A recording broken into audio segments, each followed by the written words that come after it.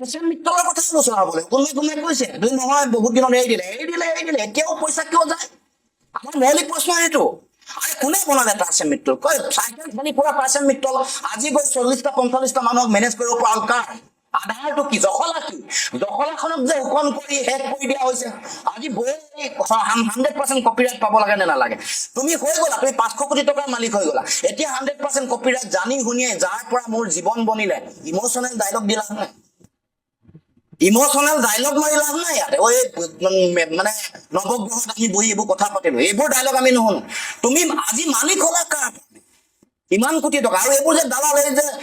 এইবোৰ দালালৰ এজেণ্ট হয় সিদ্ধাৰ্থ শৰ্মা সিদ্ধাৰ্থ টুডি এইবোৰ তেওঁৰে এজেণ্ট হয়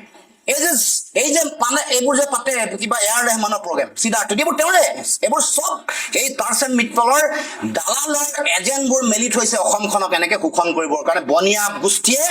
এনেকে অসমৰ আবেগক অসমৰ স্বাভিমানক এনেকৈ বাৰে বাৰে ব্যৱহাৰ কৰিব এই কথা হ'ব নোৱাৰিব বেপাৰ কৰিবলৈ দিয়া নহ'ব মুঠতে